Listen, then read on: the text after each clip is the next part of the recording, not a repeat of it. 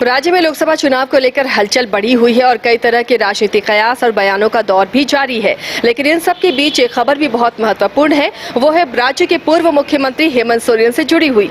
इस वक्त हेमंत सोरेन जेल की सलाखों के पीछे हैं, लेकिन ये खबर उस वक्त की है जब उन्हें विधानसभा के बजट सत्र में शामिल होने नहीं दिया गया था। उन्होंने कोर्ट में शामिल होने की अनुमति मांगी थी, लेकिन उसे खारिज कर दिया गया। अब इसी मामले को लेकर SLP दायर की गई है सुप्रीम कोर्ट में और आने वाले सेशंस के लिए उन्होंने इजाजत मांगी है कि उन्हें अनुमति दी जाए, क्योंकि वो जनप्रतिनिधि हैं और उनका पूरा हक है कि भले ही वो जेल में है लेकिन वो विधानसभा के सेशन में शामिल हो सके। हमारी सहयोगी नीरज हमारे साथ जुड़े हुए हैं। नीरज, उस वक्त भी काफ़ी इसे लेकर सुर्खियां ये खबर बटोर रही थी कि मुख्यमंत्री शामिल होना चाह रहे बजट सत्र में, लेकिन वो शामिल नहीं हो पाए क्योंकि उन्हें अनुमति नहीं मिली थी। अब सुप्रीम कोर्ट में पहले से ही ये SLP डाल दी गई है, यानी तैयारी पहले से ही की जा रही है कि आने वाले सेशंस में वो शामिल हो सके। बिल्कुल, देखिए, इससे पहले पूर्व मुख्यमंत्री हेमंत सोरेन ने जब बजट सत्र चल रहा था उस दौरान इस बजट सत्र में शामिल होने की मांग की थी। सबसे पहले उन्होंने एक याचिका PMLA की विशेष अदालत में दाखिल किया था, जहां से उनकी याचिका खारिज हो गई थी और उसके बाद उस याचिका को कह सकते हैं झारखंड हाई कोर्ट में उन्होंने चैलेंज किया था और ये उम्मीद जताई थी कि वहां से उन्हें राहत मिलेगी और जो सत्र चल रहा है उसमें शामिल होने की जो है वहां से कोर्ट से परमिशन मिल जाएगी।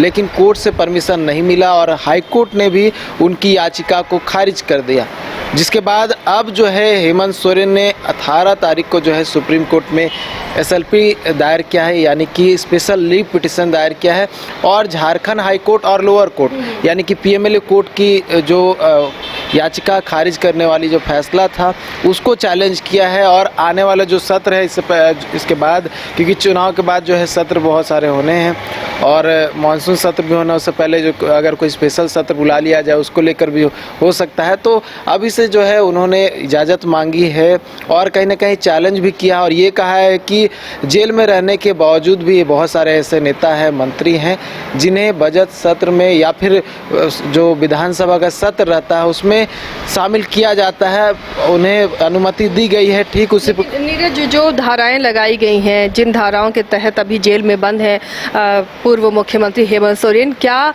ऐसा प्रावधान है जब यहाँ से खारिज की गई उनकी याचिका को, तो क्या ऐसा प्रावधान है कि वो उन धाराओं के तहत भी शामिल हो सकें?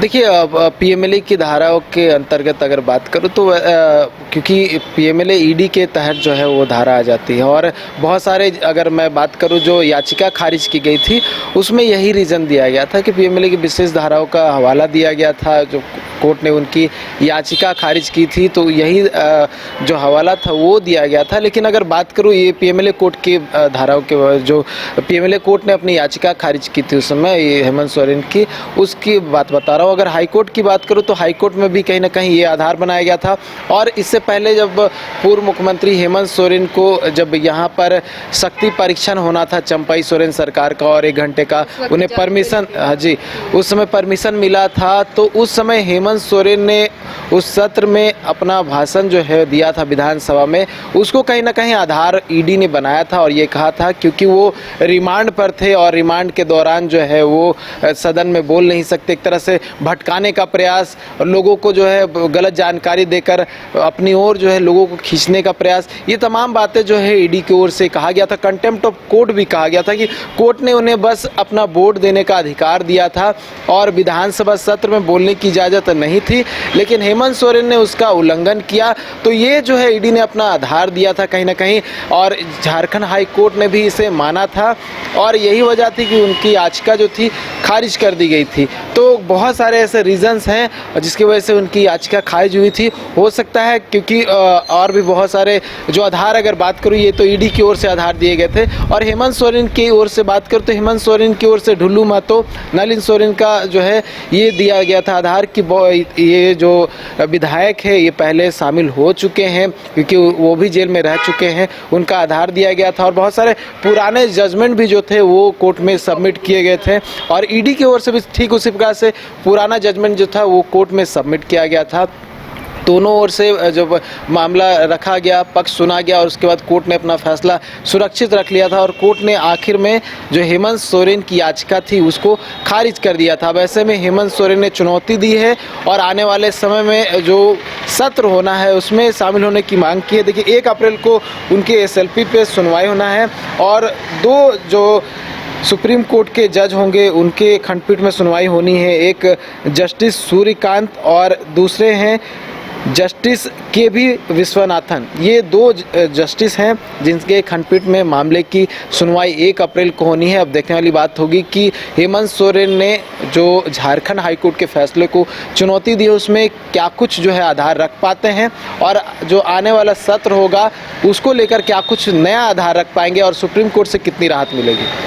चलिए, तो ये बड़ी राहत होगी अगर सुप्रीम कोर्ट से अनुमति मिल जाती है कि आने वाले विधानसभा के सेशन में पूर्व मुख्यमंत्री हेमंत सोरेन भाग ले सकते हैं, जेल से वो आ सकते हैं इन सेशंस में भाग लेने के लिए। तो ये उनके लिए बड़ी राहत होगी क्योंकि उसके बाद आने वाले दिनों में विधानसभा के चुनाव भी होने हैं। तो एक मौका होगा उन्हें अपनी बात रखने का सेशन के अंदर और जनता के बीच अपनी बातों को पहुँचाने का। इसलिए पूरी कोशिश हो रही है कि उन्हें इसकी इजाज़त मिले और पहले से ही सुप्रीम कोर्ट में इसलिए ये याचिका SLP डाल दी गई है ताकि आने वाले सेशन में उन्हें इसकी इजाजत मिले और उसका फायदा विधानसभा चुनाव में भी हो सके। फिलहाल इतना ही, लेकिन बाकी खबरों के लिए आप देखते रहिए न्यूज़ 22 को। धनबाद और गिरडी का सबसे बड़ा डायग्नोस्टिक सेंटर आविष्कार डायग्नोस्टिक। यहाँ MRI 3 Tesla, fibroscan liver, CT scan 512 slice cardiac जैसी सारी जांच की सुविधा, पैथोलॉजी और एम्बुलेंस की भी सुविधा। बरगंडा गिरडी, बैंक मोड़ और सराय ठेला धनबाद। IIT जी नीट एस्पिरेंट्स के सपने को पंख देने आ गया है कंप्लीट सॉल्यूशन इंस्टीट्यूट। यहाँ है smart classroom, 1-to-1 doubt clearing session, ask the expert, video solution और भी बहुत कुछ। मतलब हम करेंगे आपको गाइड, बनेंगे आपके mentor. Foundation classes from class 6 onwards for your bright future. Visit complete solution institute.